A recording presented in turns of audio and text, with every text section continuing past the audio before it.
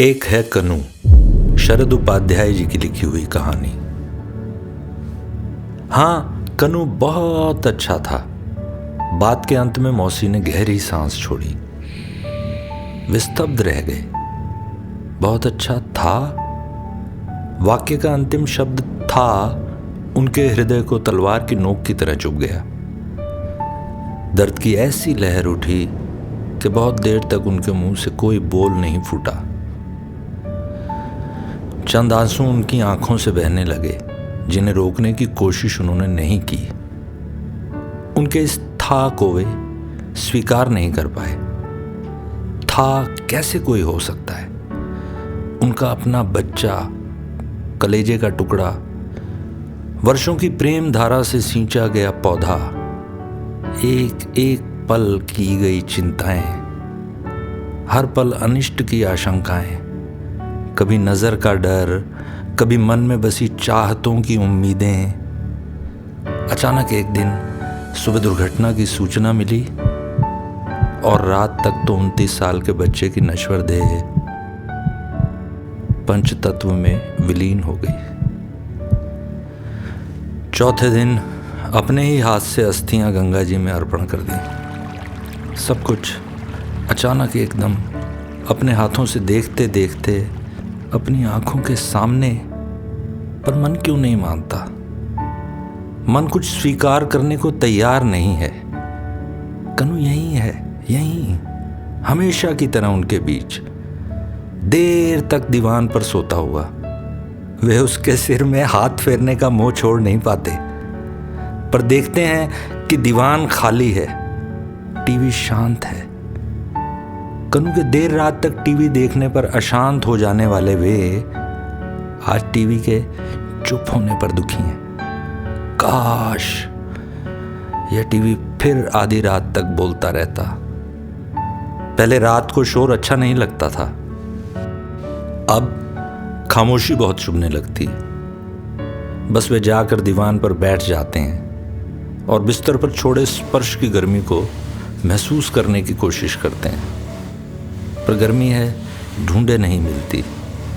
बिल्कुल सपाट ठंडा सा स्पर्श, जैसे सदियों से वहां कोई आया ही नहीं। शनिवार रविवार तो बहुत मुश्किल से कटते हैं। शुक्रवार की रात कभी गेट की आहट होते ही बस बिना कुछ बताए दरवाजा खोलकर गली में दूर तक झांक आते हैं। शुक्रवार की रात को पीठ पर बैग लटकाए या शनिवार को सुबह सुबह जयपुर से आ ही जाता था।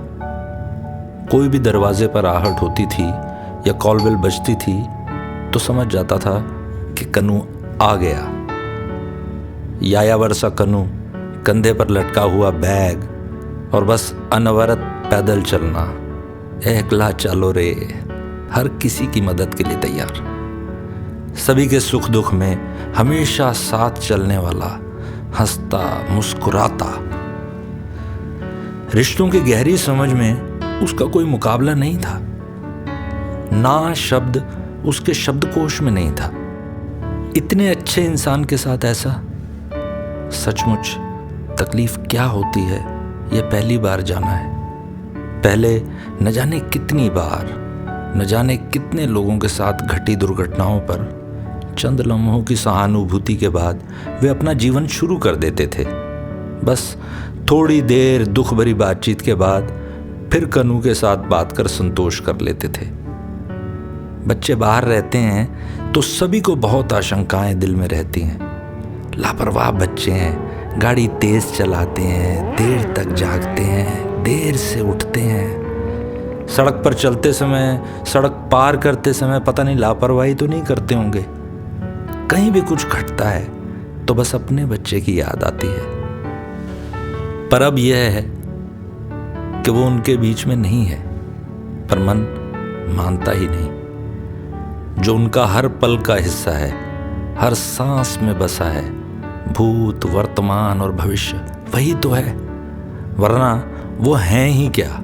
एक यंत्र की तरह जो सुबह शाम नौकरी कर बस कनू के हिसाब से जीवन चला रहे थे। कनू की नौकरी, उसका घर, उसकी शादी, यही तो भविष्य की योजनाएं थीं। यही तो था। जो उनकी सोच का हिस्सा था। अब तो जीवन दर्शन यही बन गया था कि कनु को क्या अच्छा लगता है, क्या अच्छा नहीं लगता। कनु के प्रेस के कपड़ों में क्रीज नहीं होनी चाहिए, कपड़े धुले होने चाहिए, पर्स में खुले रुपए पैसे होने चाहिए। यही तो उसके संपूर्ण जीवन का सार था। पर अब एक सन्नाटा और घर का कोना कोना, घर की हर चीज बस उसकी याद दिलाती हुई। वो कैसे मान लें कि वो अब नहीं है, नहीं है, कहीं नहीं है। बरसों दर्शन को दोहराते रहे, शरीर नश्वर है, आत्मा अमर है। आत्मा का न जन्म होता है और न मृत्यु। न जाने कितने लोगों को समझाया भी है। अब लोग जब ये बातें उनके सामने दोहराते हैं तो उन्हें लगता है कि दर्शन व्यर्थ है। कनु तो कहीं नहीं दिख रहा। वे किसके सिर पर हाथ फेरें, किसको गले लगाएं। कभी कभी लगता है कि उनसे कुछ गलती हो गई। कुछ यादें, कुछ बातें मन में कसक छोड़ देती हैं। मन बस इसी चक्रव्यूह में घूमता रहता है। ऐसा कर लेते, वैसा कर लेते, यूं हो जाता। मन के आभास से, मन की कल्पनाओं से वे टालने में लगे रहते। ऐसा कर देते तो फिर कुछ नहीं होता। उनका जीवन चलता रहता। सिर्फ एक घड़ी टल जाती, एक घड़ी नहीं टल पाई। कितनी पूजा अर्चनाएं, कितने टोने टोटके, जो भी कुछ करने के लिए कहता वे फौरन कर देते। कौन से मंदिर देवता को ढोक नहीं लगाई, कभी पीर फकीर का भी अपमान नहीं किया। गुरुवार को मज़ार पर प्रसाद चढ़ाना उनका नियम था। सफ़ेद चिरौंजी दाना और उसमें पड़े पीर के आशीष की चंद गुलाब की पत्तियां। इतना सब, फिर भी इतनी तकलीफ। पर सवाल यही है कि क्या कनु का अस्तित्व था में निहित है?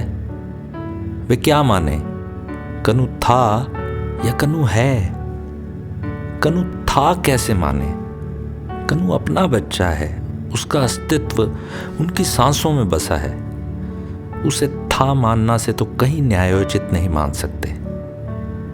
कोई भी पूछे आपके कितने बच्चे हैं तो उनके मुंह से दिल से यही निकलता है, मेरे 2 बच्चे हैं, एक लड़का और एक लड़की। 2 बच्चे ही हैं हमारे। हम तो इतने समय से जीवन के सभी पन्नों पर लिखते आ रहे हैं, कनु कनु। उनकी पत्नी तो आज भी कोई अनजान व्यक्ति पूछता है कि आपके कितने बच्चे हैं तो 2 ही बच्चे बताती हैं। पर अजीब सा दर्शन, अजीब सा धर्म कहता है कि शरीर मिट्टी है, नश्वर है, आत्मा अमर है। यह मृत्यु नहीं, रूपांतरण है। पर कनु कहीं नजर भी तो नहीं आता। वो साथ क्यों नहीं है? जब कभी उसके पास जयपुर जाते थे तो लौटते समय आधी रात को ट्रेन पर उनके साथ खड़ा रहता था। वे उसे जाने के लिए कहते, पर वो कभी नहीं जाता। ट्रेन चलने पर वे देखते कि 2 आंखें सतत रूप से उसका पीछा कर रही हैं। हिलता हुआ हाथ उन्हें आज भी बहुत याद आता है। आज किसी काम के लिए जयपुर जाते हैं तो रात को प्लेटफॉर्म पर कोई नहीं दिखता। क्यों आधी रात को ट्रेन पर चढ़ने पर, लाख तलाशने पर कोई नज़र नहीं आता? कोई आंखें उन्हें ताकती हुई नहीं दिखती? आज पता नहीं क्यों नहीं समझ पा रहे हैं इस दुनिया में कोई कैसे अपने बच्चे के बारे में सोच सकता है। कोई भी माँ बाप एक पल कल्पना करके देखें, सिर्फ कमरे में आंख बंद कर कल्पना करें कि उनका बच्चा इस दुनिया में नहीं है। सिर्फ कल्पना भर, सिर्फ कल्पना से ही उनका मन सिहर उठेगा। कोई कल्पना भर करने के लिए राजी नहीं होगा। सब लोग कहते हैं कि समय ही उनके घाव को भरेगा। समय कैसे भर पाएगा? क्या घंटे, मिनट, दिन, महीने, साल उनके घाव को भर सकते हैं? क्या हर पल चलती तकलीफ कभी कम होगी? समय कैसे घाव भर सकता है? शायद दुख के सवाल इतने होते हैं, दुख भरा मन बहुत मजबूती से प्रश्न उठाता है, पर कोई जवाब नहीं आता। रोजाना सवाल उठते हैं और जवाब न पाकर गिर जाते हैं। सवालों का सतत रूप से जवाब न मिलना ही शायद समय की घाव भरने की प्रक्रिया है। पर पता नहीं आगे क्या होगा। समय क्या कभी कनू की याद को मिटा पाएगा? शायद समय के साथ कभी वे इतने समर्थ हो जाएं कि कभी कभी हंस लें, मुस्कुरा लें। जो हमारे हाथ में नहीं है उसे समय पर छोड़ दें। समय का चक्र ही एक दिन हमारे जीवन को बदलेगा। समय ही कोई समाधान लाकर हमारे सामने खड़ा करेगा। समय ही जो वर्तमान है उसे जीना सिखाएगा। समय ही हमारी उंगलियों को वर्तमान की पकड़ में बांधेगा। सच भी है, कनू की उंगलियों ने हाथ की पकड़ को छोड़ दिया, पर साहचर्य की उंगलियों की पकड़ की जरूरत को कैसे वो महसूस नहीं कर पा रहे हैं? कैसे वो 24 घंटे दुख में खोए हुए हैं? क्या यह मात्र उनकी अपनी तकलीफ है? क्या पत्नी को इस बात की कम तकलीफ होती है? वो तो मां है। भाई कहता है कि कनू था, कनू है और कनू रहेगा।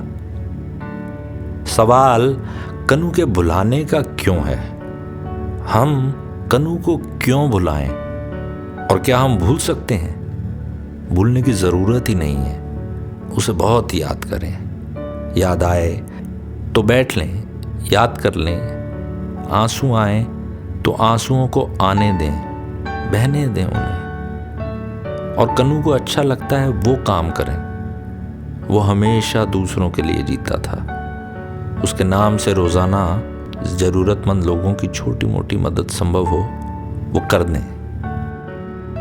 हालांकि यह कोई शाश्वत उपाय नहीं है, उसकी कमी को भरने का कोई तरीका नहीं है, लेकिन इसके अलावा हमारे हाथ में और कुछ है भी नहीं। हम यहीं आकर तो बहुत विवश हो जाते हैं, असहाय हो जाते हैं। पर जो हमारे सामने है, जो हमारे साथ है, जो हमारा वर्तमान है, उसे तो संभालें, उसे तो सहेज कर रखें। मन में तो हमेशा कनू था, है और आगे भी रहेगा ही, अंतिम सांस तक। लेकिन इस जीवन में पत्नी है, बेटी है, वो तो शाश्वत हैं, सत्य हैं। कनू तो मुट्ठी में पकड़ी रेत का ख्याल भर है। मन की दुनिया में उसकी पकड़ बहुत मजबूत लगती है, लेकिन आंख खुलते ही रेत की तरह फिसल जाता है। जो समक्ष है उसे वे कैसे सतत नकारते आ रहे हैं। वे पलंग से उठे, देखा पत्नी ड्राइंग रूम में कनू की तस्वीर को लिए सोफे पर बैठी थी। आंखों से आंसू गिर रहे थे। वे धीरे से जाकर सोफे पर बैठ गए। पत्नी ने तस्वीर को बहुत मजबूती से पकड़ रखा था। तस्वीर उनके आंसुओं से गिली हो रही थी। उन्होंने तस्वीर से उनकी उंगलियों की पकड़ को ढीला किया। तस्वीर को उठाकर दोनों के बीच में रख दिया। पत्नी की उंगलियों को अपनी हथेलियों में कसा, बहुत मजबूती के साथ, बहुत ही मजबूती के साथ। उन्हें लगा यह पकड़ रेत की मुट्ठी की तरह फिसलने वाली नहीं है, यह बहुत मजबूत पकड़ है। अब उनकी भी आंखों से आंसू गिर रहे थे।